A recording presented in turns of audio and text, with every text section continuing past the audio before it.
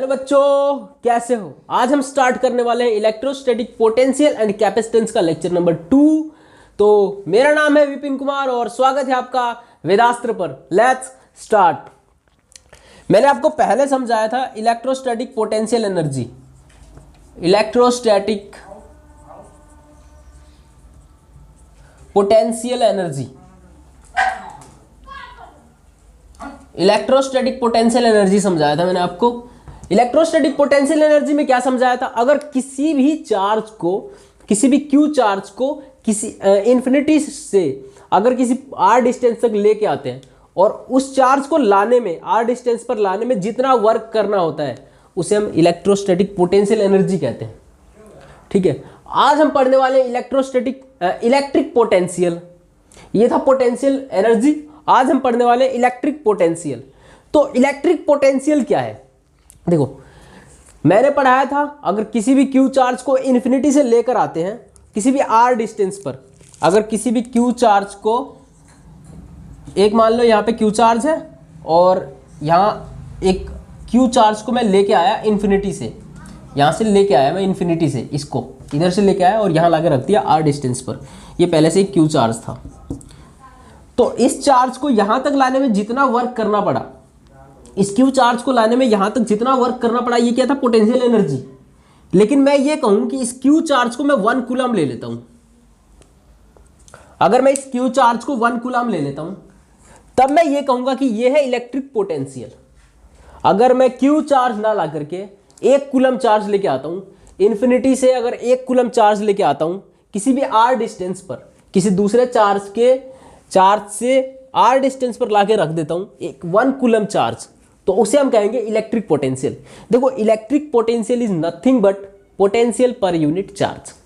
Potential ही है 1 coulomb के लिए, इलेक्ट्रिक पोटेंशियल है, पोटेंशियल ही है 1 कूलम के लिए। ठीक है, तो आ जाओ, अगर देखें, अगर हम डेफिनेशन वाइज देखें, अगर हम डेफिनेशन वाइज देखें तो डेफिनेशन देखो सबसे पहले क्या है।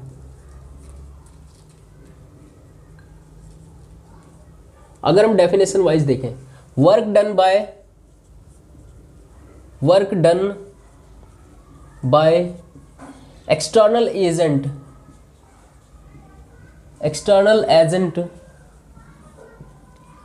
To move unit positive charge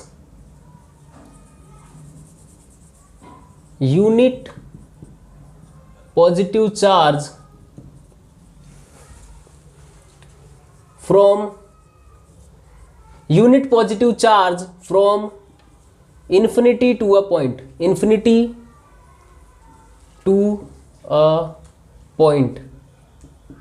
without acceleration। Without acceleration का क्या मतलब है, विदाउट एक्सेलरेशन का क्या मतलब है, विदाउट एक्सेलरेशन का मतलब है स्लोली। मैं उसे स्पीड अप नहीं दे रहा हूं, स्पीड अप नहीं कर रहा हूं। एक इन्फिनिटी से एक 1 कूलम चार्ज लिया, उसको धीरे धीरे एक क्यू चार्ज के से आर डिस्टेंस पर लाके रख दूंगा, क्यू चार्ज से आर डिस्टेंस पर लाके रख दूंगा 1 कूलम। इनके बीच का जो डिस्टेंस है वो होगा आर। ठीक है, क्या है, पोटेंशियल था किसी भी क्यू चार्ज को इन्फिनिटी से अगर लाने में जितना वर्क करना पड़ता है वो था पोटेंशियल एनर्जी। लेकिन मैं क्यू चार्ज ना ला करके 1 कूलम चार्ज लेके आता हूं इन्फिनिटी से स्लोली, विदाउट एक्सेलरेशन, धीरे धीरे लेके आता हूं और यहां आर डिस्टेंस पर लाके रख देता हूं। तो इस 1 कूलम चार्ज को लाने में जितना वर्क करना पड़ा, ये है हमारे पास इलेक्ट्रिक पोटेंशियल। समझ में आ गया। तो अगर बात करें, देखो डेफिनेशन वाइज देखें, तो वर्क डन पोटेंशियल क्या है, वर्क डन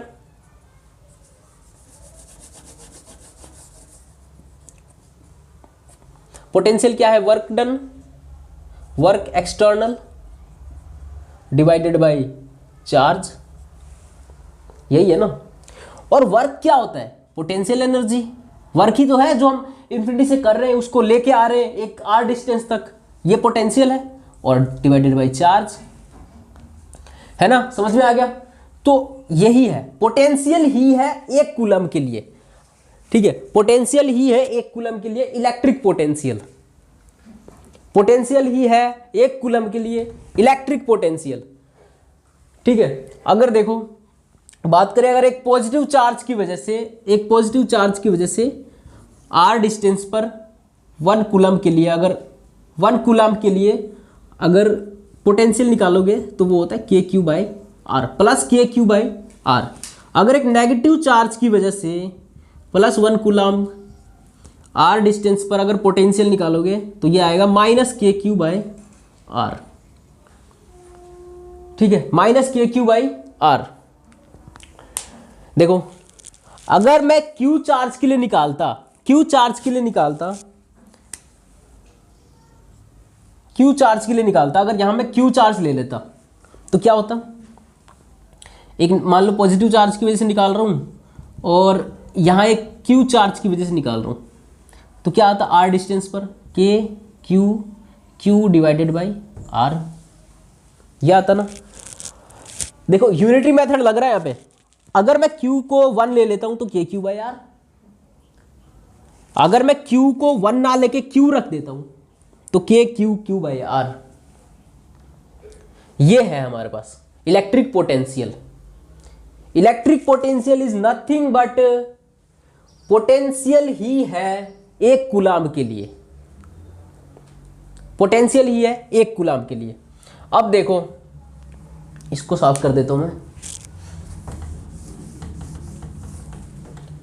अब देखो यहां पे एक बहुत बड़ा ब्लंडर होता है, बहुत बड़ा ब्लंडर क्या है पता है, बच्चों को यह लगता है कि ये एक वेक्टर क्वांटिटी है, ये वेक्टर नहीं है। देखो कैसे वेक्टर नहीं है, ये क्या है, वर्क क्या होता है, स्केलर, वर्क स्केलर होता है। चार्ज क्या है, ये भी स्केलर है, और पोटेंशियल ये भी स्केलर है, पोटेंशियल एनर्जी और चार्ज स्केलर। तो पोटेंशियल क्या होगा, ये भी स्केलर होगा, ठीक है।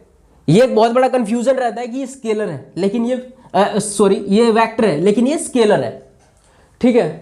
तो अब आ जाओ पढ़ते हैं इलेक्ट्रिक पोटेंशियल डिफरेंस।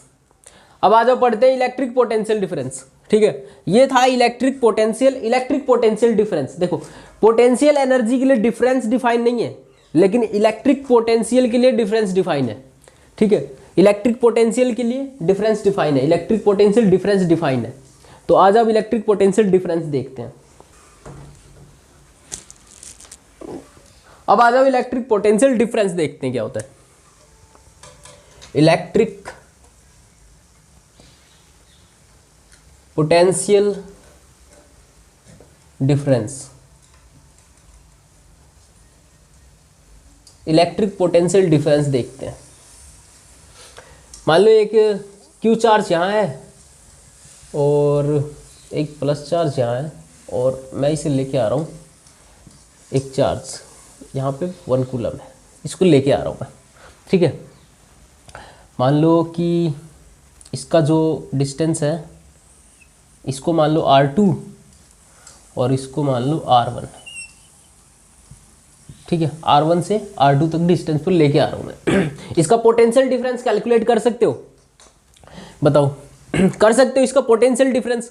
बहुत ही आसान है, सेम फंक्शन है जैसा पोटेंशियल एनर्जी था, सेम फंक्शन है भाई, बिल्कुल।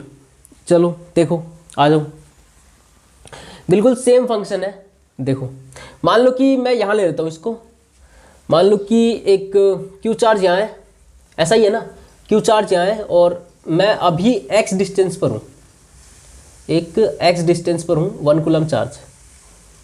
अभी मान लो मैं एक x डिस्टेंस पर हूँ, तो जब मैं इसे लेके आऊँगा तो इसको इस तरफ करूँगा, इस तरफ इसको लेके जाऊँगा, तो जो फोर्स एक्सटर्नल होगा, फोर्स एक्सटर्नल मैं जो फोर्स लगाऊंगा इस पे, वो फोर्स एक्सटर्नल इस तरफ लगेगा, है ना। और डिस्प्लेसमेंट भी यही इसी तरफ होगा।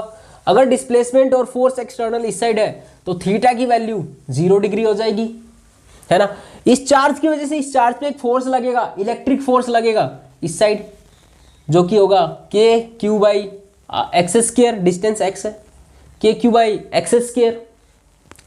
देखो और थीटा हो गया हमारे पास। अब देखो अगर इसका वर्क निकालें, वर्क अगर निकालें, छोटा सा वर्क डन अगर निकालें एक्सटर्नल, क्योंकि एक्सटर्नल मैं लेके आ रहा हूँ, अब एक्सटर्नल से देख लेके आ रहा हूँ, है ना, बाहर से लेके आ रहा हूँ इसको इन्फिनिटी से, तो वर्क डन अगर एक्सटर्नल निकालें तो फोर्स इंटू डिस्प्लेसमेंट, फोर्स क्या है हमारे पास के क्यू बाई एक्स स्क्वायर, के क्यू बाई एक्स स्क्वायर, और displacement minus of D x into theta, इनके बीच में 0 डिग्री है तो ये कोस थीटा, इधर कोस थीटा लगेंगे, इधर कोस 0 डिग्री।